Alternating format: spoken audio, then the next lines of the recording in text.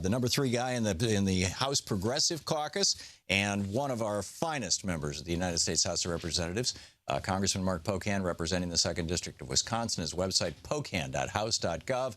You can tweet him at @RepMarkPocan, MarkPocan. And Congressman Pocan, welcome back to the program. Thanks, Tom. Glad to be here.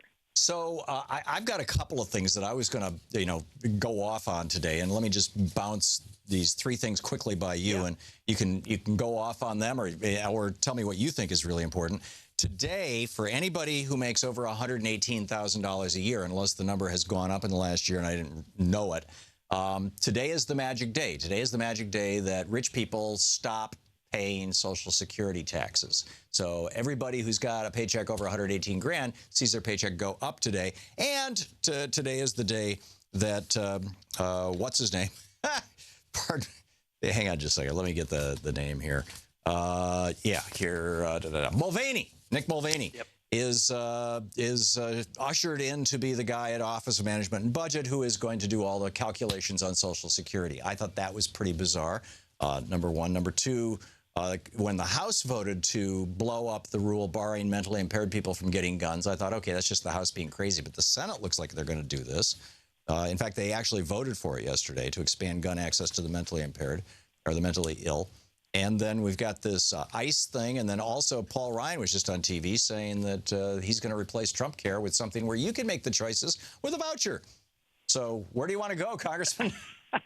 Wow, that's a lot of turf. And then throw on top of that, and I think it's important, especially for your listeners who've been so active in making calls and promoting democracy. We should celebrate a victory on Andy Puzder not becoming the Secretary of Labor, a department that even, going back in a bipartisan way, generally the person who's been in charge of the Department of Labor has had some understanding their job is to protect workers.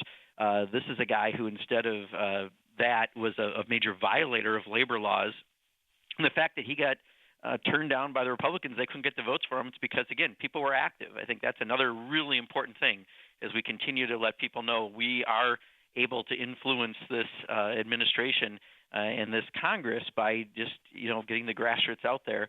I was going to bring up the Affordable Care Act as well. While Paul Ryan now says there's something, there's been, a lot of Republicans having something. The problem is they never show us what that plan is. Because I don't think that they can actually lower costs, keep the coverage that people have, and improve our care. I think it's impossible given everything I've heard from Republicans, and that's not where the public's at. So I think we're coming to a real showdown. And this Saturday, a lot of the House Democrats around the country are doing listening sessions and events around the Affordable Care Act as a portion of that. And then just the whole ongoing controversy with Flynn having to step down. And then the dripping of information of what's been coming out on that, and even more potential influence from an outside. The whole Russia thing. We need to figure out what the hell's going on with this too. Yeah, this has not been a good week for week 3 of the Trump administration. So there is a lot to talk about. Yeah.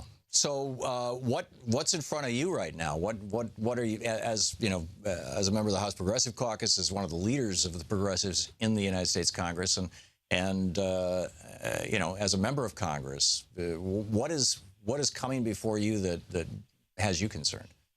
Well, we've got our budget coming out soon, and it looks like the budget might be delayed with coming from the president, but that's our big document for the year that it lays out the path forward from a progressive alternative. And, even today, I believe it's today or tomorrow, but I think it's today, there's a bill being dropped going back to Social Security that Peter DeFazio and Bernie Sanders are introducing that essentially is the bill that addresses that, lifting that $118,000 amount you mentioned to bring in more revenue to sustain the program, lifting the CPI index for seniors to one that actually reflects the expenses seniors have, which is more about medicine than it is about buying gasoline and things, because I think that provides a better representation of what people need to be able to live with that Social Security assistance. So we're just trying to make sure we are continuing to put together the positive proposals. While there's so much defense work that has to happen, we would be remiss if we didn't also have an offense where we're actually putting out the progressive alternatives from Social Security to infrastructure to tax policy, and we're working on many of those and starting to roll those out so people can see there really is a contrast. Yeah. Is it your sense that that's working? I mean, we're seeing all these Republicans. According to the Huffington Post this morning, the headline was 220 of the House Republicans. You've got a week-long vacation coming up, I think, that's supposed to go back to your district to meet with your constituents, and 220 of the House Republicans are refusing to go out in public during that week. Oh, I believe it. If you thought Groundhog's Day was interesting, they're all kind of impersonating that a month later. They're all going to be hiding, trying not to see their shadow because they're afraid that they're going to have to respond to people. And people, rightfully so, should be able to ask the questions about where is your health care plan. You can't. Public opinion polls consistently show us people do not want them to repeal the Affordable Care Act without showing a replacement first. And they clearly can't because some of the things they say they're going to do are impossible to do from everything we've heard. So, for example, I think universally people, Democrats, Independents, Republicans, all think that it's important to keep the factor if you have pre-existing condition, you should be able to get health insurance. That should be a no-brainer. And yet every provision we've seen so far floated by Republican doesn't actually do that. And Donald Trump said he would, but it's impossible given what they've been talking about. So given that, we want to make sure that, be honest with your constituents. What is your plan? Show it to us. And again, they can't do that. They're afraid to put that out there.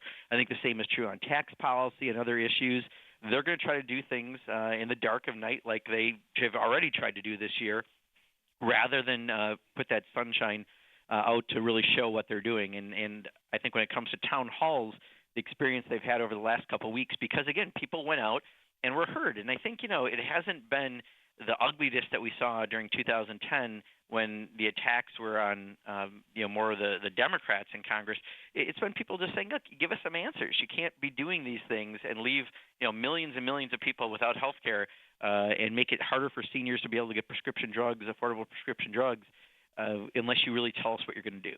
Yeah, and yet the stopthespeaker.com, I think, a PAC has pointed out that Paul Ryan, also from your state, from Wisconsin, is not doing a single event at all. In fact, he's going down to Texas to meet with billionaires to raise money. It would be interesting to find somebody who kind of looks like Paul Ryan and give them, a summary of maybe 100 or so things that Paul Ryan has actually said in the past, have them do a town hall and get up and speak each one of those things, and then let people speak back to them just to get it on the record. And in fact, it would be fascinating to do that all over the country with Republicans who are hiding in their groundhog holes. Well, and back home, there is a move to try to force Paul Ryan to have a public hearing in his district. We did one about 90 yards outside of his district because we share a county. And even the very conservative editorial board at the Janesville Gazette thanked me for doing it and asked Paul to do one. So it's not just that people who disagree with him want it. I mean, people just want to make sure they're heard. That's our job as a representative, is to listen to our constituents, bring that to Washington, and then take Washington and explain it back home. If you're skipping part of it, you're not doing your job. Charles, watching Free Speech TV on DirecTV in Kenosha, Wisconsin. Speaking of Wisconsin, Charles, you're on the air with Congressman Pocan. Yes, Congressman Pocan. I'm calling about Social Security and Medicare. Yeah. I am really frustrated by Ryan. He's my congressman. This is the first chance I've had to talk to anybody about anything. I have written to Ryan. I have written to our idiot state senator, and I don't get any response. The problem I have is there's no one else to talk to other than the Democrats out of my area. I don't know what to do. Yeah, so I mean, well, Paul Ryan's a Republican in your area, and I think you have a Democratic well, your county is split. You have a Democratic and a Republican state senator. I actually grew up in Kenosha, Charles, so I know the area very, very well.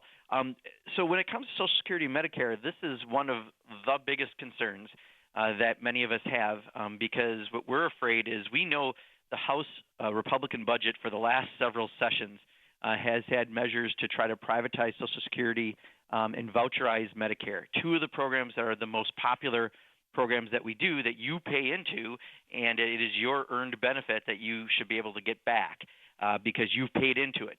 And they want to start messing around with it and give it to Wall Street and potentially screw it up for generations. And this is something that our fear is that while Donald Trump hasn't made it his top priority, it's a top priority of Paul Ryan and the Republicans.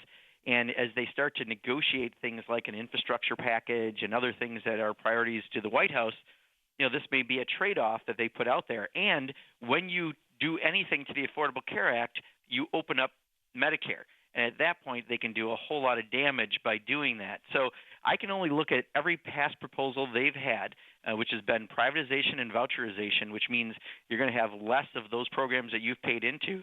And I think we need to make sure that you hold your congressman accountable and, I think do everything you can to make him come down to Kenosha and have a town hall. Would that include something like, renting a hall and advertising it, and whether he shows up or not, it either turns into a rally or it's a town hall?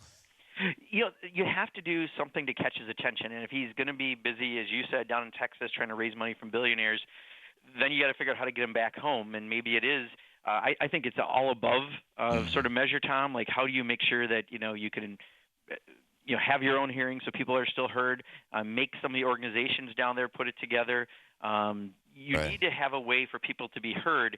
And what we're hearing more and more, especially during some of these confirmations, is that people aren't answering their phones. And we do have more call volume, but it's not acceptable to not answer your constituents. And I think people have to press, because the only recourse otherwise they have is the 2018 election. But that's a long way off. Right. Well, you can also get fax numbers and things. By the way, Congressman, the caller who was from your state pronounced your last name with the emphasis on the second syllable. I've been pronouncing it with the emphasis on the first syllable.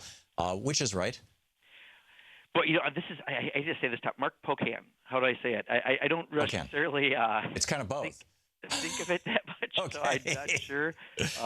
Mark Pocan is how I say it. Right, so. Okay. Got it. Yeah. Just want to make sure I have it right there. No problem. Do you expect, is it, well, we'll get into this after the break. We're hitting the music here. Congressman Mark Pocan is with us. It's the Thom Hartmann Program. Pocan.house.gov is his website. You can tweet him at Rep. Mark Pocan.